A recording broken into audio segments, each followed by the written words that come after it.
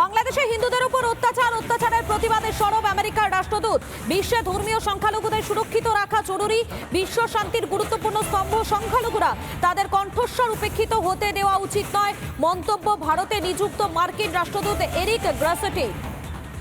আরো একবার জানাই আপনাদেরকে, বাংলাদেশে হিন্দুদের উপর অত্যাচারের প্রতিবাদে এবারে সরব আমেরিকার রাষ্ট্রদূত।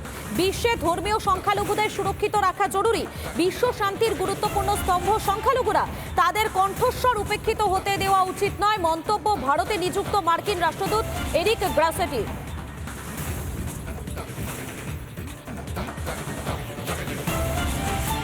We've been very clear that around the world, religious minorities must be protected, no matter what country they live in.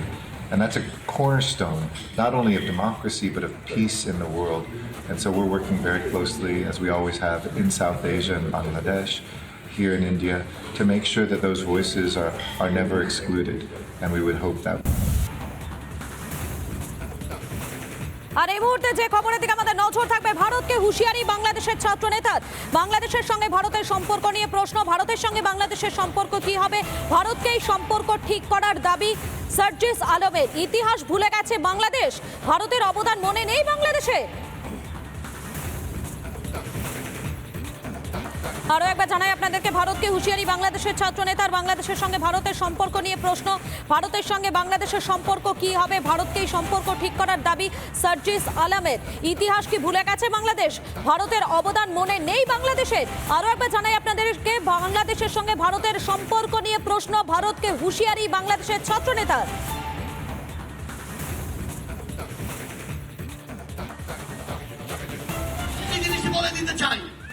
আপনাদের সাথে আমাদের সম্পর্ক কি হবে সেটা আপনারা আপনাদের কাজের মাধ্যমে নির্ধারণ করবেন। যেই খুনি হাসিনা এতগুলো মানুষকে খুন করে এই বাংলাদেশ থেকে পালিয়ে গিয়েছে, যেই খুনি হাসিনা বাংলাদেশের মানুষের দ্বারা এই দেশ থেকে তাড়িত হয়েছে, সেই খুনি হাসিনাকে আপনারা আশ্রয় দিয়েছেন। যদি এই বাংলাদেশের সাথে আপনাদের সম্পর্ক স্থাপন করতে চান, খুনি হাসিনাকে বাংলাদেশে ফিরিয়ে দিন। খুনি হাসিনার বিচার এই বাংলাদেশের মানুষ করবে।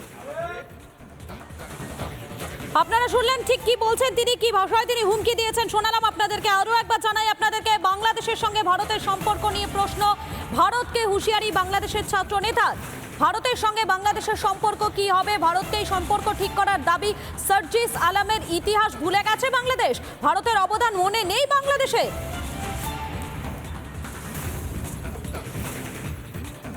ইতিহাস কি ভুলে গেল বাংলাদেশ, ভারতের অবদান কি মনে নেই বাংলাদেশের। ভারতকে হুঁশিয়ারি বাংলাদেশের ছাত্র নেতার। বাংলাদেশের সঙ্গে ভারতের সম্পর্ক নিয়ে প্রশ্ন, ভারতের সঙ্গে বাংলাদেশের সম্পর্ক কি হবে, ভারতই সম্পর্ক ঠিক করার দাবি সার্জিস আলমের।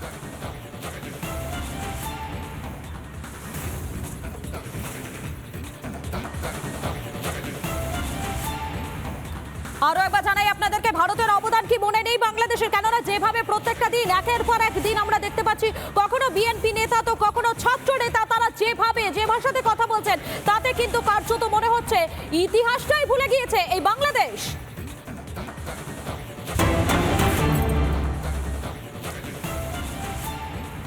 বাংলাদেশে হিন্দুদের উপর লাগাতার অত্যাচার, বর্বরোচিত হামলার প্রতিবাদে গীতা পাঠ। শিলিগুড়িতে লক্ষ্য কণ্ঠে গীতা পাঠে প্রায় 1000 সাধু।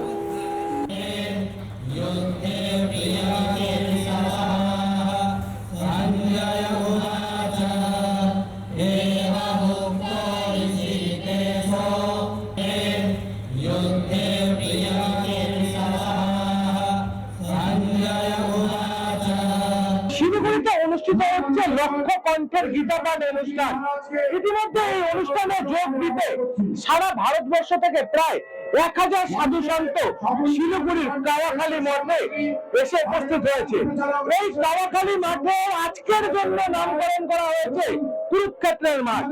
এই কুরুক্ষেত্রের মাঠে ইতিমধ্যে সারা ভারতবর্ষে প্রায় 1000 সাধু সন্ত এসে উপস্থিত হয়েছে। আমি একটু দেখানোর চেষ্টা করবো, ইতিমধ্যে আমার পেছনের মঞ্চে চলছে কার্যক্রম। সাধু সন্তরা তাদের যে গীতা পাঠের আগে যে কার্যক্রম তা কিন্তু ইতিমধ্যে অনুষ্ঠানের মাধ্যমে তা পালন করা হচ্ছে। পাশাপাশি আমি একটু দেখানোর চেষ্টা করবো, ঠিক মঞ্চের ডান দিকে ইতিমধ্যে সনাতনী হিন্দুদের বসার জায়গা করা হয়েছে। প্রায় 1000 জন সনাতনী হিন্দু তারা কিন্তু এই গীতাপাঠ কার্যক্রমে এসে উপস্থিত হয়েছেন। আমি কিন্তু দেখানোর চেষ্টা করবো ঠিক আমার মাঠের পেছনের দিকটাতে, মাঠের ঠিক পেছনের দিকে কিন্তু ইতিমধ্যে ঠিক একই ছবি, কাতারে কাতারে মানুষ এই প্রোগ্রামে এসে অনুষ্ঠানে এসে যোগ দিয়েছেন। তাদের প্রত্যেকের জন্য সুশৃঙ্খল ভাবে বসার জায়গা, পানীয় জল এবং গীতার ব্যবস্থা করা হয়েছে। এখানে বসেই প্রায় 1 লক্ষের বেশি মানুষ শিলিগুড়ির কুরুক্ষেত্রের মাঠ অর্থাৎ কালাখালী ময়দানে ওখানেই গীতাপাঠ অনুষ্ঠানে যোগ দেবেন এবং গীতাপাঠ করবেন। শহর শিলিগুড়ির কুরুক্ষেত্রের মাঠ থেকে রণজিৎ ঘোষ, রিপাবলিক বাংলা। আপনারা দেখতেই পাচ্ছেন যে ছবি আপনাদেরকে দেখাচ্ছি শিলিগুড়ির, সেখানে লক্ষ্য কণ্ঠে গীতাপাঠে প্রায় 1000 সাধু শিলিগুড়ির কওয়াখালী মাঠে ধ্বনিত এই গীতাপাঠের শ্লোক। গীতাপাঠে যোগ দিয়েছেন সুকান্ত মজুমদার, দিলীপ ঘোষ, উপস্থিত রয়েছেন অর্জুন সিং, শঙ্কর ঘোষ, রাজু বিস্তা, জয়ন্ত রায়। বাংলাদেশে হিন্দুদের উপর লাগাতার অত্যাচার, বর্বরোচিত হামলার প্রতিবাদে গীতাপাঠ শিলিগুড়িতে লক্ষ্য কণ্ঠে গীতাপাঠের আয়োজন। গীতাপাঠে প্রায় 1000 সাধু। দুটো ছবি দেখাচ্ছি, একদিকে দেখুন উপস্থিত রয়েছেন সুকান্ত মজুমদার, দিলীপ ঘোষ সহ বিজেপির যারা নেতৃত্বরা, তারা অপরদিকে শিলিগুড়িতে লক্ষ্য কণ্ঠে গীতাপাঠ। এবং এই অনুষ্ঠানে উপস্থিত হয়ে দিলীপ ঘোষ তিনি কি বলছেন তার কি বক্তব্য শোনাই আপনাদের। গীতা জীবিত হয় তো ভারত জীবিত হয়, আর ভারত জীবিত থাকলে, সজাগ থাকলে সারা বিশ্বে হিন্দুরা সুরক্ষিত থাকবে। আজ যে ঘটনা ঘটছে বাংলাদেশে, এটা বাংলাদেশের ভবিষ্যৎই নষ্ট হচ্ছে। আর ভারত আছে, সঙ্গে আছে, ভারত সরকার কথাবার্তা বলছে।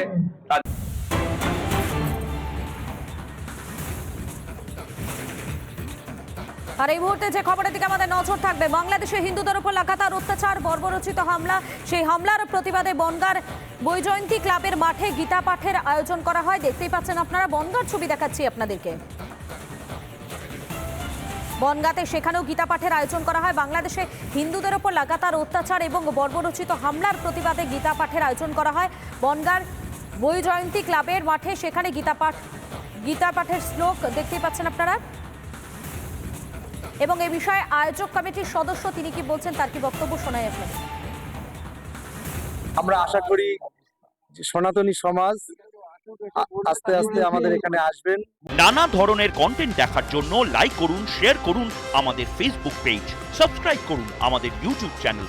পাশাপাশি অন্যান্য ব্রেকিং নিউজের জন্য অবশ্যই চোখ রাখুন রিপাবলিক বাংলায়।